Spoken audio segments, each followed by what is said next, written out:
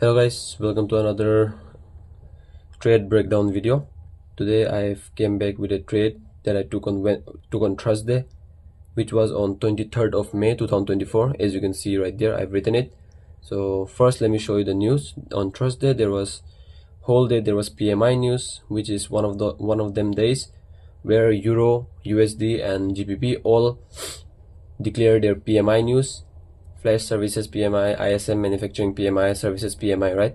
All of those news were there, and it was a Thursday trade, so it was like in the middle of the week. Monday went up, Tuesday went up, Wednesday went up, rejected from this daily supply zone, and then it is now giving a wick from the upside, making a bearish pin bar. So looking at that, we can clearly see, and my weekly bias on GU was bullish, which was not aligning with the weekly bias, so it was tricky.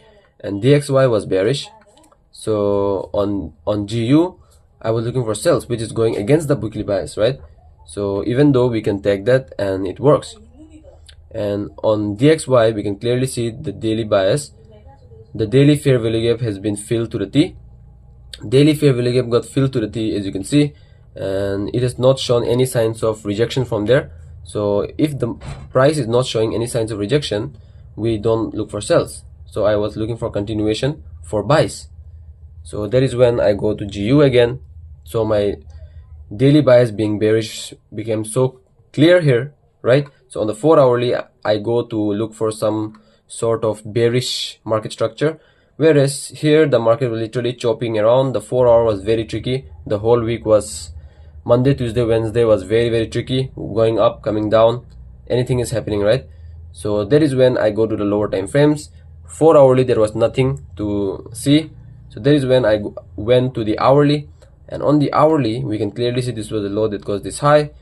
There was huge news on Wednesday. What news was it? Let me rewatch.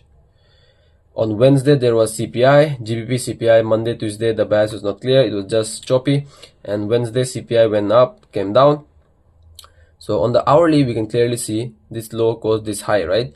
So there was no sort of supply zone here, but whenever the hourly is doing something like that, we go to the M30 and look for supply zones. On the M30 also there was no sort of supply zone, and the last time frame that we look for supply zones is M15. So that is when I go to the M15, but on the M15 there was a supply zone. Because of that, this small move right here. So in the hourly this move was boom, one move, right? But on the M15 it is two moves that we can use it in our favor and look for supply zones or demand zones according to whatever bias we are looking. So on the M15 the market changed character right around here, and that is when I got a beautiful supply zone here on the M15 to trade from. So on Thursday I was looking for sales. Also let me show you DXY. I was looking for buys. The same opposite will be true, right? And also after filling up that daily fair value gap, it didn't show any signs of rejection. So yep,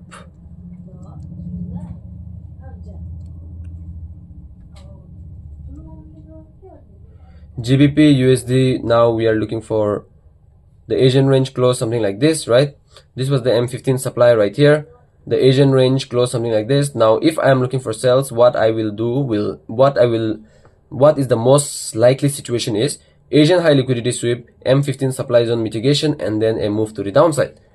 So that was what I was looking for, Asian high liquidity sweep. But this was a very high risk, high reward trade. Why? Everything was there. The Asian high got swept. There was accumulation. As you can see, there was accumulation of orders. That means buildup of liquidity happened here. The market went up, price went up, sorry, and then mitigated the M15 supply zone. And that is when we got our move on 2 p.m.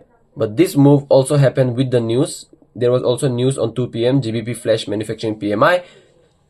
So that was the only red flag. Otherwise everything we want to see in a trade was here, and I took this trade anyway because I'm backtesting. I've also backtested this data, and yeah, it was a win. So on the live market we'll watch out for that. Whenever there's news on the live markets, obviously I will not take this kind of trades because these are low probability trades, and on the live markets I only take A class setups with a well-defined risk. That's it. So yeah, this was a trade breakdown. It was a winner. So yep, on to the next one.